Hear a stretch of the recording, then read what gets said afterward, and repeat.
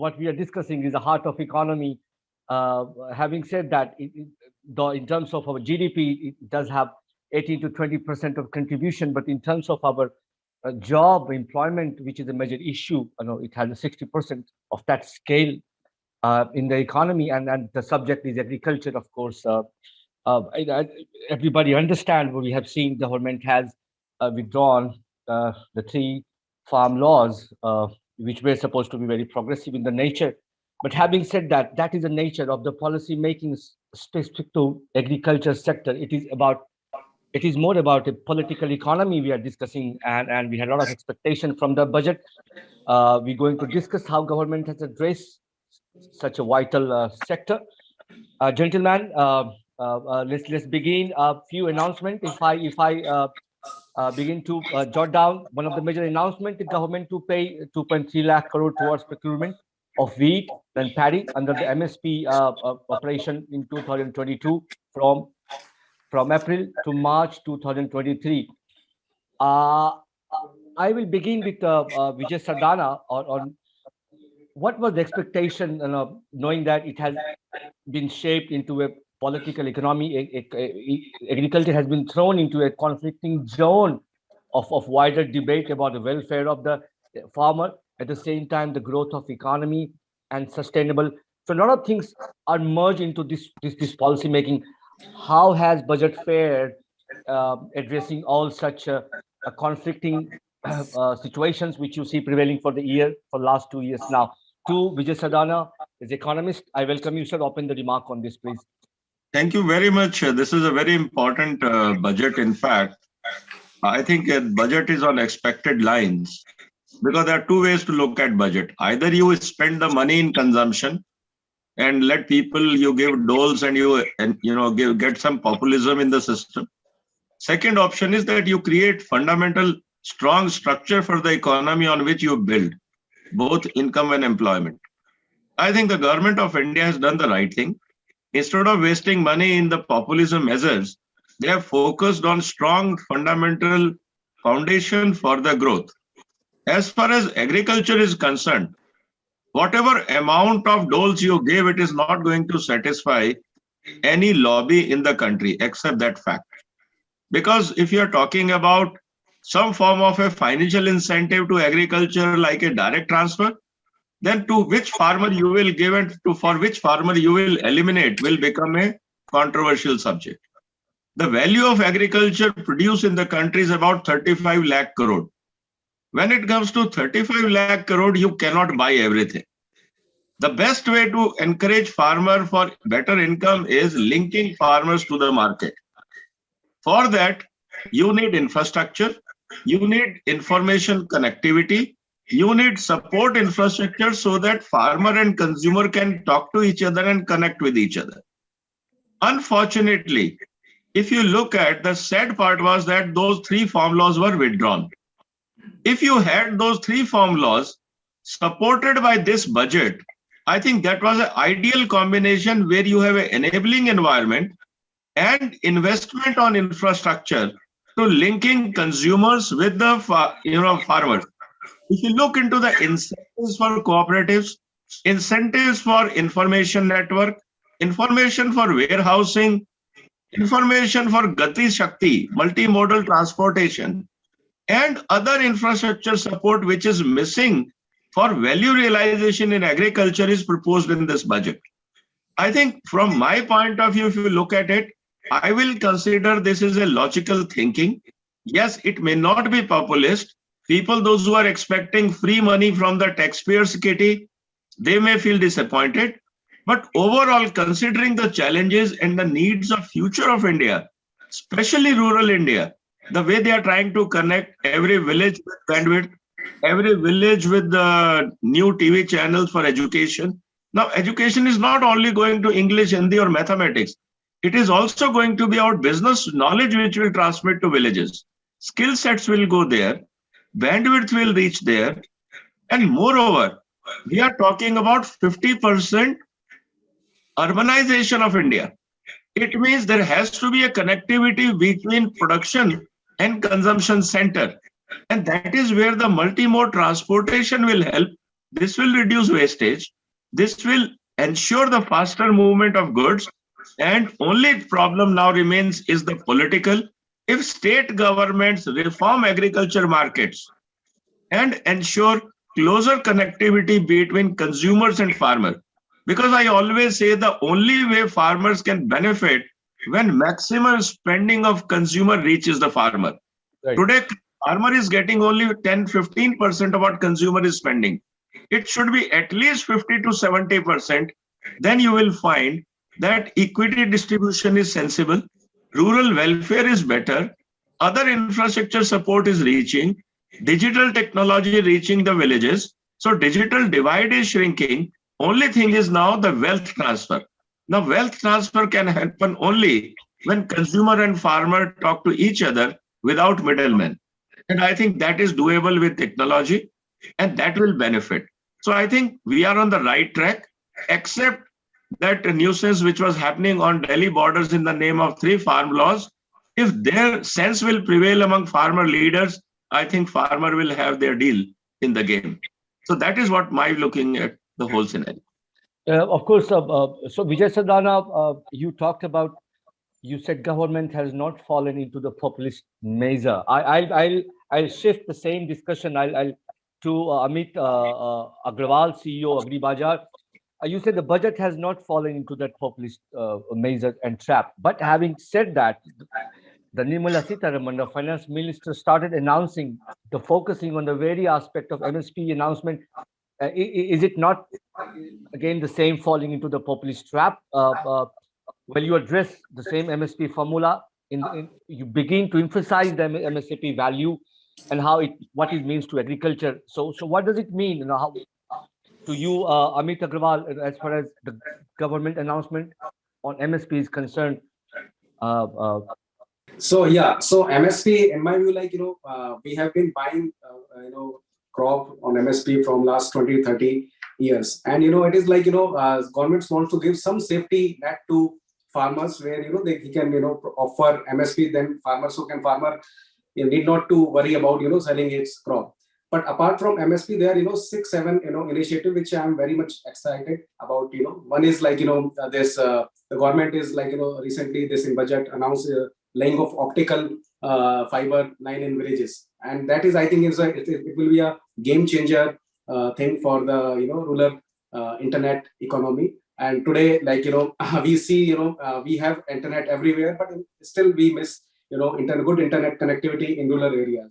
So I think that's one of the major announcement I think government has done today. Second is government also introduced there's a comprehensive scheme that reduce the reliance on oilseed imports. So today, if you look at there is no crop diversification, so that MSP come into the picture. But if the same farmer grows oil seeds rather than grains, then I think MSP will go away and farmer will increase their profitability. So if you look at the today's mustard farm productivity compared to wheat farm productivity is much higher than the grains. So again, that's a big announcement and very happy news for the oilseed sector. And third is government is very much forward looking, and they have done announcement on drones, Kisan drones. So today, if you look at entire modern agriculture, in Western world, they are using drones for spraying and just capturing yield estimation through drones. I think that's again promoting drones again is a very good idea, and a lot of startup will come, a lot of capital will come, and these capital will invest in rural areas through if somebody is starting up a startup on the drones. So again, a lot of employment, drone pilots in rural areas will come. So again, that's a very good announcement. Fourth announcement is a focus on revival of agriculture universities. That's very much welcoming movement for the agriculture universities. Today, if you look at the agriculture universities situation, it's not up to the mark. But if government bring focus on that, so I think again it's a very good you can say point to be talk about. Fifth is chemical free natural farming.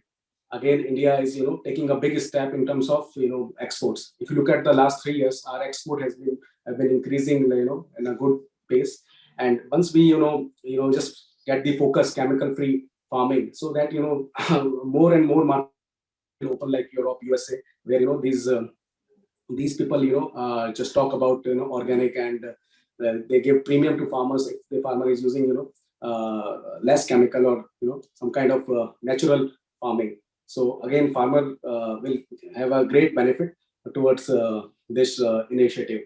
So, and lastly, government also announced that, this 100% India's 1.5 lakh post office will be on the core banking thing.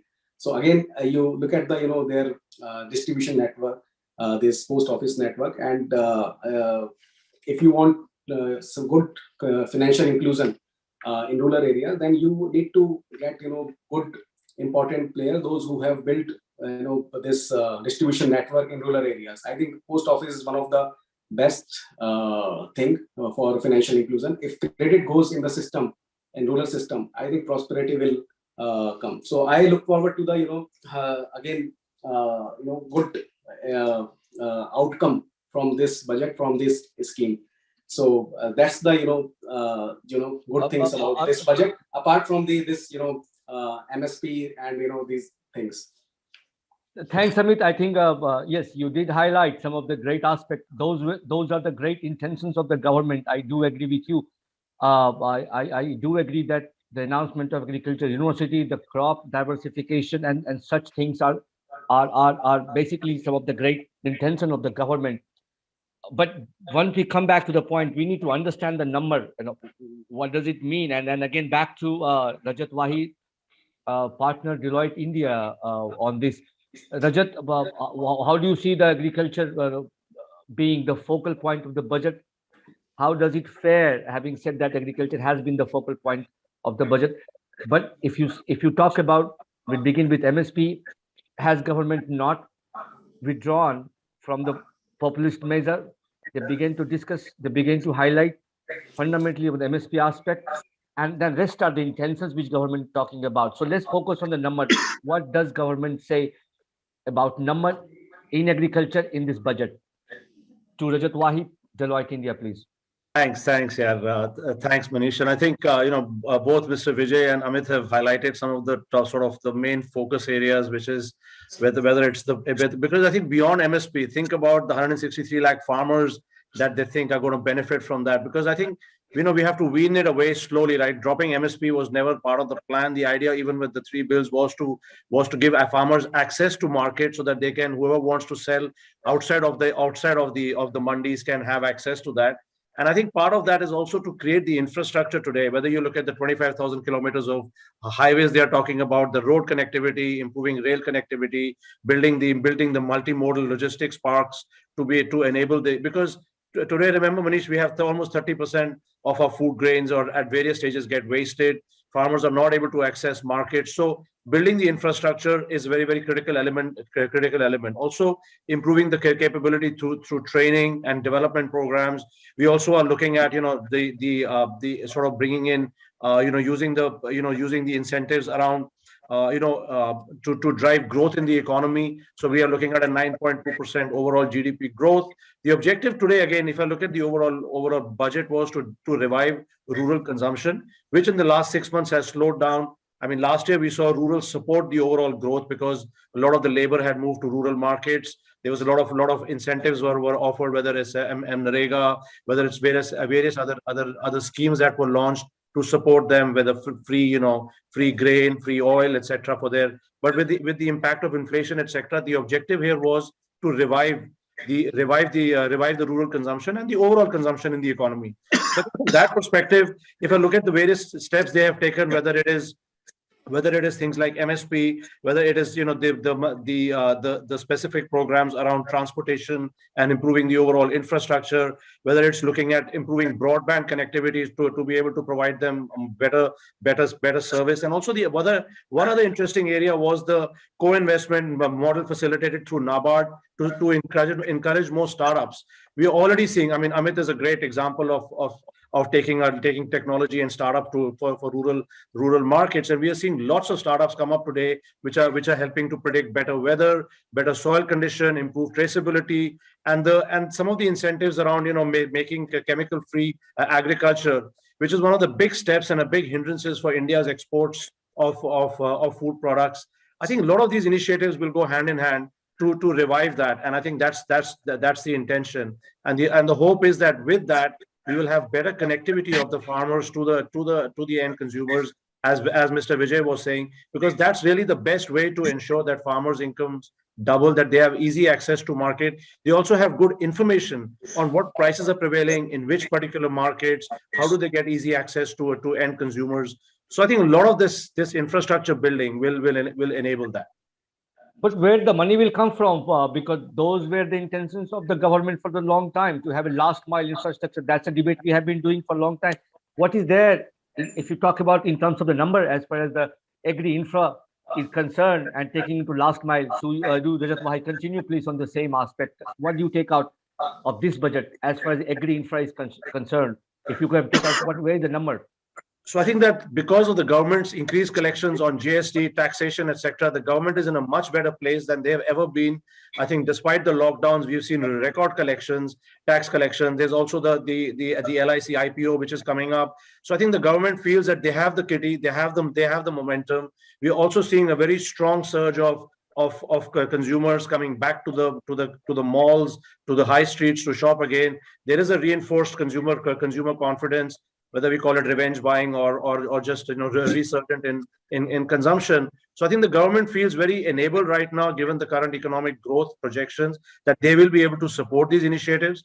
And I think that's what we need to look at. Clearly, there are some sectors which have been hurt, whether it's the hospitality sector, whether it's the urban poor, and maybe more needs to be done to encourage that. Again, my sense is, and what Vijay also said, that rather than give money in the hands of people, let's give it through building infrastructure, through enabling projects, because that's the right way of doing it. You also provide the resources, but then you also build the infrastructure that supports the business.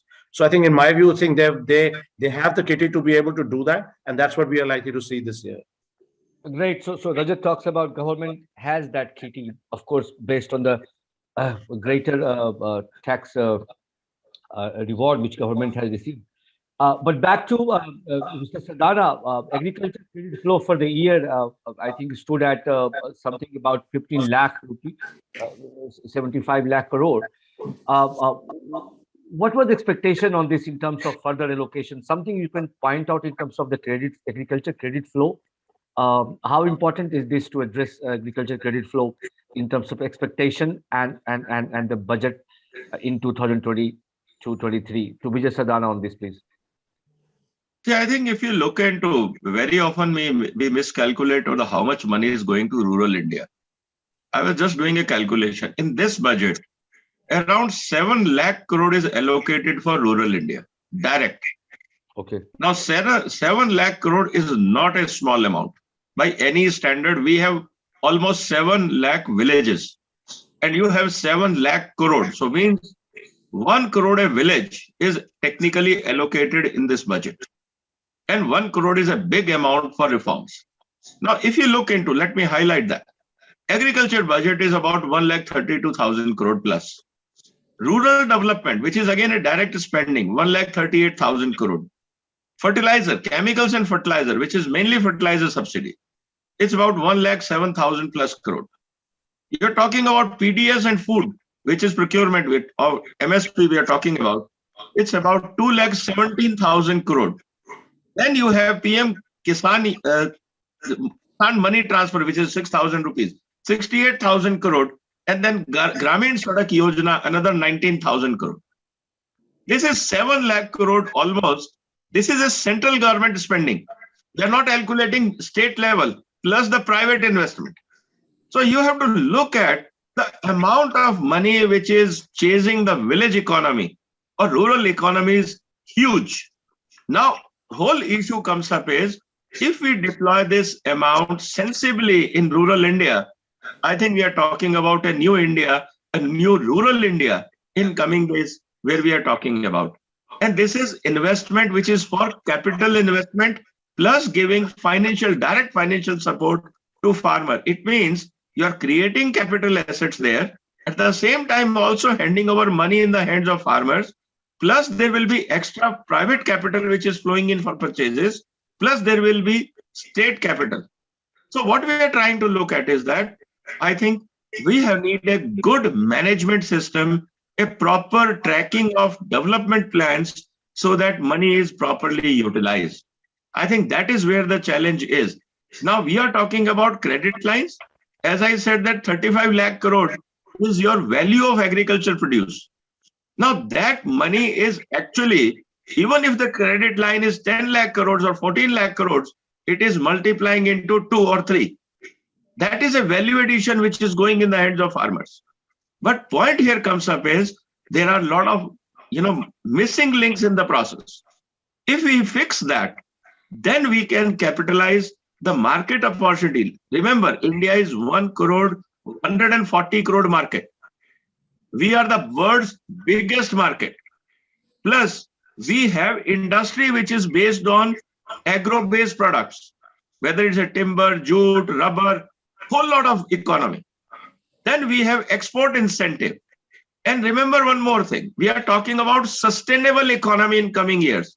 Means more and more demand will be on agriculture-based raw material, which we call it a renewable resource. Considering all that, I think rural India will have a great time if we think logically and if we don't look at populist measures like MSP and doles and subsidies. Right. I think it will not be required if we link ourselves with the need of the market. So Vijay Sardana, enough money for the rural economy, but not in the hands of the farmer. Now, question, I take this cue from you and to Amit Agrawal. Amit Agrawal, you think there enough capital allocation, for rural economy when it comes to the agri infrastructure, when it comes to agri technology, but as economist Vijay Sardana talked about, we need to have a better management. It is also about slippage. It is about the corruption. What do you think? What do you make out of such thing? But ultimately, a lot of money are not going in the hand of farmer, and that is a fact. That is a distress. That is the whole debate we know about the status of the farmer in our country. Where do you see the allocation of the government as far as agriculture credit flow is concerned, and such debate, the management part? Ultimately, the money is not in the hand of the farmer. What does you make out of the budget, keeping such argument in the background? To Amit Agrawal on this, please. Yeah. So my view, in my experience, last 12 to 14 years, so I've seen farmer in India, farmer is very, efficient in terms of growing. He grow well, but he doesn't know the commerce. He is not able to sell well. So he always dependent on the, some adatiyas, APMC mandis. He's not able to sell directly to processors, not able to, hold the commodities, not able to get the finance. So I think they've been trying, from last few years to, fix these problems, linkages problem. You take this, ENAM. So ENAM initially was not it was taking off, but now I think they are getting good traction in ENAM portal. Plus, if you look at the warehousing infrastructure, so when we started warehousing companies, so there was hardly warehouses in rural areas. But nowadays, you can see small silos, storage facilities in rural areas. So things have been changing, from last 4, 5 years, 6 years, you can say, and there is a complete focus towards rural economy. Right. I think one of the highlight of this budget has been the focus on technology. I mean, this has been the part of debate all the time, but particularly in the budget, there has been a specific focus on technology. There is a talk of drones using in agriculture sector and taking it to the mass level. But then again, comes back to the fundamental question. We talk about drones for the crop assessment, land records, spraying of insecticide, and then the waves of technology to come into the picture, basically. But then the debate is how such technology to be taken to the last mile. To you, if I can ask this question to Rajat Wahi to begin with, and then back to Amit Agrawal on this. So Rajat Wahi, on this, is a big announcement of technology, but how is government going to take it? Does budget give some direction, or what is the way forward? What do you think out of this budget? So I think that, Manish, if you look at it, we've created 21 unicorns in India, in the last 12 months, but there's not one which is based on the rural and agri sector. So I think that's what the opportunity is. There's enough funding available today. We have to make it attractive for a lot of these startups to come in. So I think the NABARD initiative, using drones, because at the end of the day, this cannot be a government funded to program to basically bring technology in. Today, we have a lot of smart people, whether we look at smart institutes in India, we have companies like ours, which are investing a lot in technology to enable, better transparency right through but I think that what we need is the youth, whether, coming in, and rather than only not looking at urban markets for D2C brands, to see how can they take some of these learnings, whether it's the IITs, the BITs, other institutes, and take and partner with smart entrepreneurs, people like Amit and other people who are doing interesting work, and take that today. Because today, I would like to see the next 5 unicorns come out of people who are doing work in the rural economy, whether it's warehousing, whether it's technology, whether it's drones, because that's where the opportunity is. So globally, I think, Manish, enough funds are there to do that. We need to make it attractive. So whatever incentives are required for startups to invest in the rural economy, whether it's building transparency, whether it's building better forecasting, traceability of soil, digitizing land records. We've already seen the government take a lot of initiative on that. But I think somewhere we need to be able to make it attractive, and hopefully this initiative with NABARD and other incentives that the government may be looking at or should look at, to say, how do we bring more startups in this space? Because they can completely transform the business. We've seen that in retail, we've seen that in packaged foods, we've seen that in apparel, we're seeing that in all the products that we use and consume today. But I think the next step has to be there. So my sense is that at enabling that through the broadband, through connectivity, also improving the rural, the education and the capability in rural markets, enabled with a startup ecosystem that focuses on that and that's incentivized to do that. And hopefully then the partnership with NABARD will kickstart that, and then more and more, we will start to see more and more startups look at that. Because I think today that really is the opportunity. As you said in the beginning, 18 or 20% of the GDP is the agri sector. 55 to 60% of the people are employed there. How do we take technology and resources to them to be able to do that? Don't need to bring them into urban cities. Let's keep them there, educate them, and then use the technology to enable that. So ultimately, yes, you talked about the same fundamental. Basically, we're talking about. So you say it is a mix of.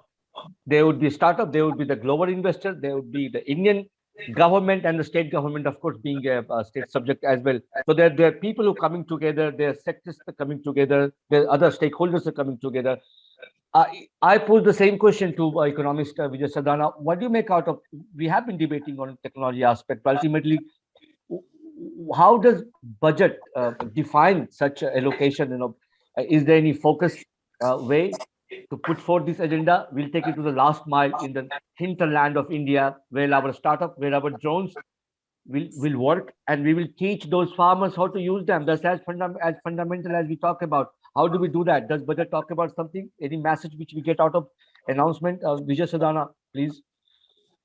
I think, one thing is very clear, that Government of India has realized that there has to be a focus on technology interventions. How to deliver is another issue. Now, as we are talking about startups and cooperatives, if you look into our FPOs, you need, what we say, drivers, those who connect the dots. Now, that is what is missing. In our institute, let me tell you something very exciting. The Shriram Institute of Industrial Research, we have 15 labs. Starting from agriculture to waste management to pollution, we have developed some of the fantastic technologies. Now, what we are doing is, we are now going to put this on display.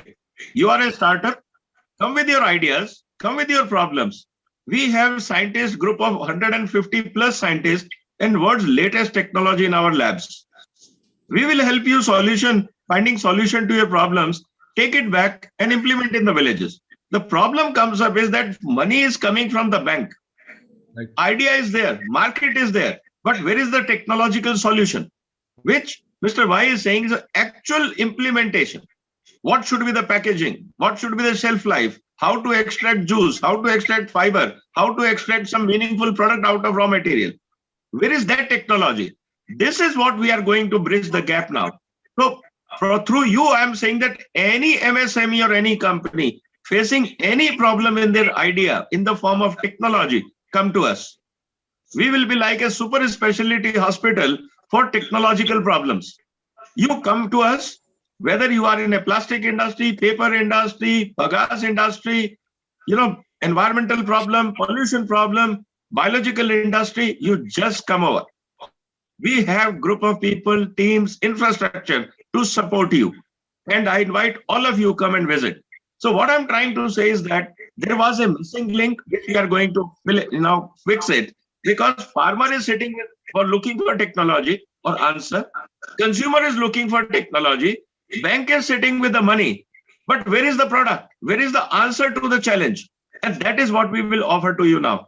So I think, but Vijay Sadhana, sorry to interrupt, but you are there, but you are not everywhere. That's what we are saying. You want farmer to come to you, but larger question is how you will take your technology to the hinterland of the farmer wide across India. So what is the way out? Very simple, very simple. That is precisely we are saying that digital connectivity. We will put all our technological options on internet. You are looking for a solution. See which one is good for you. Come over. Come with your representatives. Come with your samples. Sit with our technical experts. Sit with our scientists. They will tell you how to go about it. You want to design a prototype? We can work out how to go about it. You have a new problem which you have not found a solution. Come with a new problem. We will give you the answer to the problem. See, we have invested crores in creating that infrastructure. It will be unique in the country. So what I'm trying to say is that look into that technology. The whole thing was connectivity gap. There is a information lying somewhere and there is a need somewhere else and there was no connectivity. What we are doing is that with the digital platforms, we are going to bridge that connectivity gaps, and you will see down the line 3 months to 6 months, you will notice, and I will invite you also, come with your cameras and see what we are doing. And that will help you in understanding how the technology gaps can be filled. Could you also comment on the crop diversification plan, which we have been talking? It is a very vital and fundamental issue to agriculture, and it's due to be implemented. It's debated for a long time. What is there in the budget? Government announced. What do you make out of the announcement? How is it going to drive that crop diversification across India? It's such a complex, diverse market, especially and also it's all about the political economy. You know that, and the MSP is there. So in between, how do you make out of this crop diversification announcement? I think there is a very clear message here. When you're talking about sustainable economy has to be around agriculture. Today, you are consuming a particular product. We can create the same product from biomass. Now, if you are talking about, for example, construction material, you have an option to buy a plastic board, or you can have an option to buy a fiber board, which is again from agriculture. Plastic is unsustainable. Fiber board gives you sustainability. You use synthetic insulation for your buildings. We can give you natural option when it comes to, the issue of sustainability. So those are the things which we have to keep in mind, that diversification, not only wheat to rice or rice to vegetable, even large number of industrial raw material can be created alternate from agriculture biomass. Great. I think you well explained that, but one of the announcements we're going to talk about, and back to Amit Agrawal, if you're there, please. It's about first time government has linked railways and farmers and MSMEs. So the government tried to complete the dots between these important elements in agriculture as far as concerned in India. How important this? How will it benefit to you and other MSMEs who are engaged in agriculture farming in India? Amit, if you can comment on quickly on this, please. Yeah. So you are talking about connecting railway with the farms. Yeah, government announced that railway will develop new products for small farmer MSMEs. Yes. What do you make out of this? Yes, today if you look at the wheat production, mostly happen in Punjab, Madhya Pradesh and now, and consumption. If you look at the total, this atta mills are based in the south. So there is a requirement of railway transport from Madhya Pradesh to south, to avoid, to reduce the logistic cost. So I think it's again is a positive movement for the farm sector, that logistic cost can be passed on. The higher logistic cost can be passed on to the ultimately to the farmers by paying premium price to him. All right. Rajat, since we are coming closer to the end of the debate, but one important question remains. It is about agri processing, which we have, important issue yet to be discussed. What is there in the budget and how it can translate into the export, agriculture export? That area is missing for a long time. You see any scheme? You expected any scheme, incentive out of the government budget 2022-23, please? So I think To that Rajat Wahi. the government has already already announced a lot of PLI schemes, especially a lot of in fact 100% FDI in food manufacturing. The government over the years has really been opening that up.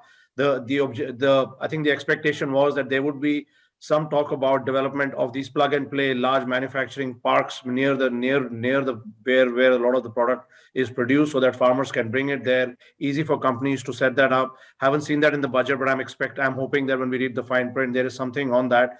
By creating the modal logistic hubs and by creating these large manufacturing food parks, I think the government can address that. And besides the export part, there's already a lot of scope in terms of increasing the consumption in India itself. We are seeing packaged foods and on-the-go consumption. We are seeing lots of opportunity for companies to already set up new to offer new products and better processed products even for the Indian consumer. So I think the exports is definitely on the cards, but to my mind, a lot of the programs have already been sort of launched and informed over the last 3 to 4 years, and the government now needs to implement those and create that. And the other point was around creating these large food parks.